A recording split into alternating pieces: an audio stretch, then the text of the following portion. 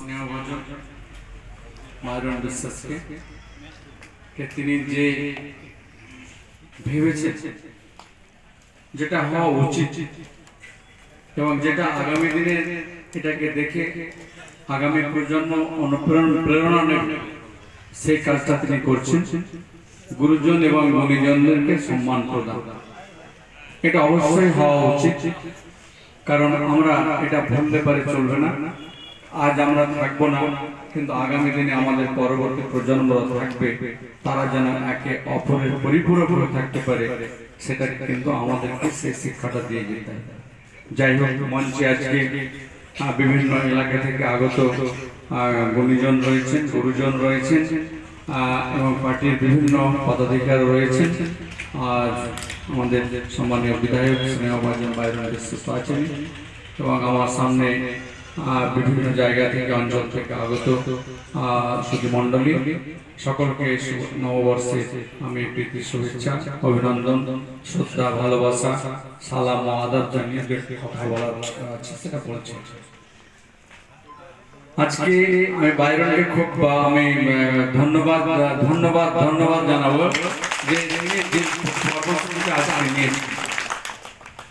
কারণ বড়দের দোয়া, বড়দের আশীর্বাদ পেলে তবে আমরা আগে বাড়তে পারব, অন্যথা কখনো হবে না। আজকে বাইরন বিশ্বাসী হোক, খলিলুর রহমানী হোক, মহান আল্লাহ পাক রব্বুল আলামিনের কোটি কোটি শুকরিয়া আদায় করার পরে আমরা মনে করি যে আমার বাপ মায়ের দোয়ার জন্য আমরা এখানে এসেছি, আপনাদের দোয়ার জন্য আমরা এখানে আসতে পেরেছি। আপনারা দোয়া আশীর্বাদ না করলে কিন্তু এখানে আসতে পারবেন না।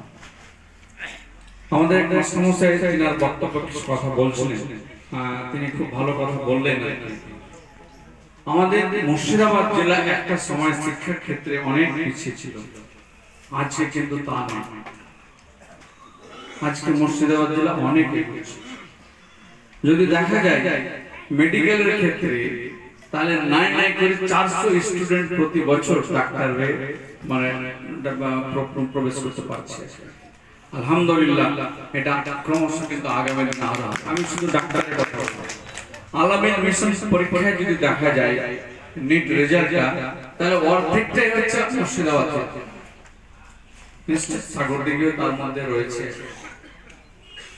তো এইরকম ভাবে বিভিন্ন মিশন, সেই সঙ্গে বেসরকারি প্রতিষ্ঠানেও তারা সেই মেডিকেল চিকিৎসা বা আজকের দিনে বিদেশেও যাচ্ছে। তো এটা খুব ভালো দিক, কারণ শিক্ষা জাতির মেরুদণ্ড, কারণ শিক্ষাই আমাদেরকে সেই এগিয়ে নিয়ে যাবে এবং শিক্ষা সব থেকে বড় সম্পদ, যে সম্পদের কোনো ভাগ নেই, এটার কোনো ভাগ হয় না। তো কাজে যে যত পারে আমরা অভিভাবক এখানে রয়েছি, আমাদের সন্তানদেরকে সেই উচিত শিক্ষাটার জায়গায় আমরা পৌঁছে দেব এবং এই শিক্ষার জন্য আমাদের রাজ্যের যে মাননীয় মুখ্যমন্ত্রী মমতা ব্যানার্জি, তিনার অনেক কর্মসূচি নিয়েছেন। আজকে যদি আমরা দেখি, আমি যখন স্কুলে পড়তাম তখন দেখতাম মেয়েদের সংখ্যা মিনিমাম, নেগলিজেবল। বিশেষ করে আমাদের মুসলিম অধ্যুষিত এলাকা একটু কনজারভেটিভ, মনের মধ্যে থাকে না মেয়েরাকে পড়িয়ে কি হবে, কিছুদিন পর তো বিয়ে হয়ে যাবে, আবার সেটা তো ঘর সংসারে ব্যস্ত থাকবে। কিন্তু আজকে কিন্তু সে সময় আর নেই, সময়ের পরিবর্তন হয়েছে, ভাবনা নতুন ভাবনা এসেছে। এটা কিন্তু খুব সমাজের জন্য খুব ভালো দিক। আজকে স্কুল কলেজে গেলে দেখতে পাই মেয়েদের সংখ্যা 60% বা অ্যাবাভ 60%, আর ছেলেদের সংখ্যা অনেকটাই কম। এই যে মেয়েদেরকে যে উৎসাহিত করা, এই যে স্কুলে মুখী করা, কলেজ মুখী করা, ইউনিভার্সিটি মুখী করা বা কর্মসংস্থানের জন্য যে এগিয়ে যাওয়া, এর জন্য মমতা ব্যানার্জি অনেক উন্নয়ন হয়েছে। এটা আমাদের রাজ্য সরকার, আমরা বিগত 2011 আগে আমরা দেখেছি, আর আজকের দিনে দেখতে পাচ্ছি যে অনেক পরিবর্তন, সবটাই ভালো থেকে ভালো দিকে এসেছে। আমি আপনাদের জানিয়ে রাখি, আমাদের রাজ্য সরকারের দিক থেকে বা মাইনরিটি ডিপার্টমেন্টের দিক থেকে আমাদের জেলায় 2টো WBCS এর কোচিং সেন্টার হয়েছে। আপনারা একটু খবর নেবেন, আমাদের একটা জঙ্গিপুরে আছে মির্জাপুর, আরেকটা লালবাগের দিকে এরকম হয়েছে। আমি একবারে কনফার্ম হয়ে আপনাদেরকে আরো ভালো করে জানাবো আর কি। তবে আমার যতদূর আমি জেনেছি বা আমাকে জানিয়েছে তাতে এই দুটো হয়েছে। নিশ্চিতভাবে আগামী দিন আরো হবে। আমাদের রাজ্য সরকার যে WBCS ফ্রি কোচিংটা দিচ্ছিল, এখন সেটাকে আরো আপগ্রেড করে IAS এর কোচিং, IPS এর কোচিং এর জন্য সে জায়গাটা গত বছর থেকে আরম্ভ হয়ে গেছে। আপনারা জেনে খুশি হবেন, সবটাই কিন্তু আমাদের রাজ্য সরকারের, আমাদের মুখ্যমন্ত্রী মমতা ব্যানার্জির অনুপ্রেরণা, তিনার ইচ্ছাতে বা তিনার পরামর্শে কিন্তু এই কাজটা কিন্তু হচ্ছে এবং সেটা হজ কমিটিকে সঙ্গে নিয়ে হচ্ছে। তো কাজে আপনারাও আপনাদের সেই সন্তানদেরকে উৎসাহিত করবেন, তারাও যেন সেই উচ্চ শিক্ষা লাভের জন্য আগামী দিনে তারাও যেন সেই মানে পরীক্ষায় বসতে পারে, তার জন্য তারাকে উৎসাহিত করবেন। পাশাপাশি নিট পরীক্ষার জন্য আমি পরামর্শটা আমরা গ্রহণ করছি। নিশ্চিতভাবে আমি বাইরনকে সঙ্গে নিয়ে যদি আমরা চেষ্টা করবো একটা কোচিং সেন্টার করতে পারি। আমারও কখনো কখনো মাথায় ঘুরে যে আমাদের সন্তানদেরকে কলকাতা যেতে হচ্ছে, বর্ধমান যেতে হচ্ছে, তো কেননা আমরা যদি একটা আমাদের জঙ্গিপুর মহকুমার মধ্যে একটা কোথাও করতে পারা যায়, তো সেটা শুরু হোক না, আমরা 10 টাকা দিয়ে শুরু করি, 25 টাকা দিয়ে শুরু করি, ইনশাআল্লাহ যদি একবার শুরু হয় ক্রমশ সেটা বাড়বে।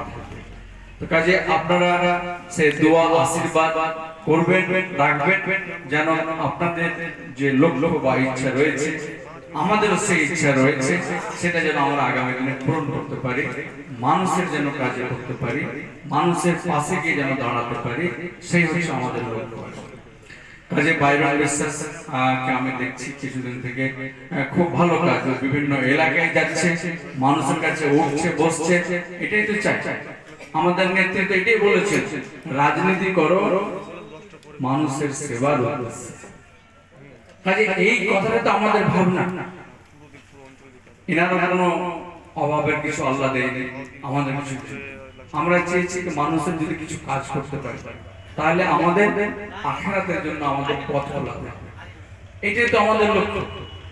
আমাদের কিছু নিজের ব্যক্তিগত হবে কোনো চাওয়া পাওয়া নেই, সততাই হচ্ছে আমার বিশ্বাস এবং মানুষের প্রতি নিষ্ঠাবান হওয়া, সেই জায়গাতে আমরা বিশ্বাস সেই থেকে চলছি।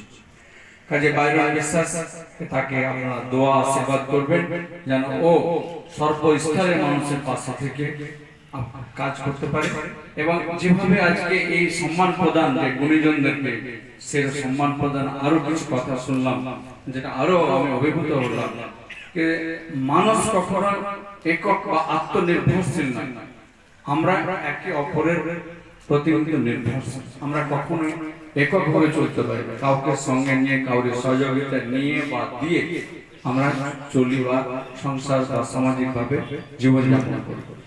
এই যে এক টোটোওয়ালার কথা বলে, তাদের কাছ থেকে আমরা সার্ভিস তিনারাও প্রোভাইড করে থাকেন। এক মুড়ি বিক্রেতাও কিন্তু মানুষের ক্ষুধার্ত মানুষকে সেও কিছুক্ষণের জন্য তার ক্ষুধা মিটিয়ে দেওয়ার কাজটা করে থাকেন। চায়ের দোকানদার তিনিও কিন্তু মানুষের সেই ক্ষুধাকে মেটানোর কাজ করে থাকেন। তো এরাও সমাজ করবে, এদেরকে সম্মান জানানো উচিত আমি বলে মনে করি। বা ভেবেছে বাইরে, আমি বলবো সঠিক চিন্তা করেছে যে মানুষ পড়ালেখায় সবটা যে যারাই সমাজকে কিছু দিচ্ছে তাদেরকে সম্মান দেওয়া দরকার। তো কাজে আমিও খুব আপ্লুত, গর্বিত। আমি ধন্যবাদ জানাই বাইরন বিশ্বাস সহ তার পুরো টিমকে, যারা আজকে এরকম একটা গুণীজনদেরকে সম্মান প্রদানের যে ব্যবস্থা করেছেন, আগামী দিনেও তিনি করবেন এটাও বললেন। তো নিশ্চিতভাবে এইভাবে আমাদের আগামী প্রজন্মকে আমরা শিক্ষা দিয়ে যাব যেন তারাও আগামী দিনে চলতে থাকে এইভাবে একে অপরকে পাশাপাশি সঙ্গে রেখে। এর মধ্যে দিয়ে কিন্তু উন্নয়ন হয়।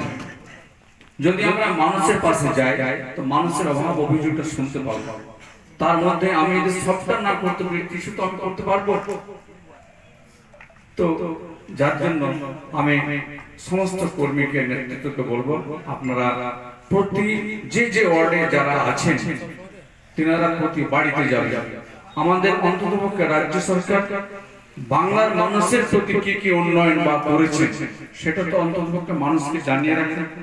যেন তিনাদের যে প্রয়োজনটা আছে তিনারাও সেটা প্রশ্ন রাখতে পারে, দাবি রাখতে পারে, বা সেটা আপনাকে আমাদের দেখে তাদের কাজটা করতে হবে।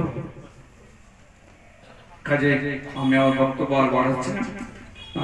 নিশ্চিতভাবে আগামী দিন আপনারা, আমি আপনাদের কাছে বাইরন বিশ্বাস সহ আমার দুজনের আমাদের দোয়া আপনাদের কাছে আমি চাইলাম। আপনারা দোয়া আশীর্বাদ আপনারা রাখবেন, মানুষের খিদমতের লক্ষ্যে, মানুষের সেবার লক্ষ্যে, মানুষের আপদে বিপদে যেন পাশে থাকতে পারি। আল্লাহ যেন আমাদেরকে সেই কাজটা দিয়ে করান, সেই দোয়া রাখবেন। আর আমরাও ইনশাআল্লাহ আপনাদের পাশে আছি এবং থাকবো। সকলকে আমি আমার আবার একবার শুভেচ্ছা অভিনন্দন জানিয়ে আমার বক্তব্য শেষ করছি। ধন্যবাদ। সকলে ভালো থাকবেন, সুস্থ থাকুন, এই দোয়া এই ইচ্ছা আল্লাহর কাছে আমি প্রার্থনা রাখি। ধন্যবাদ।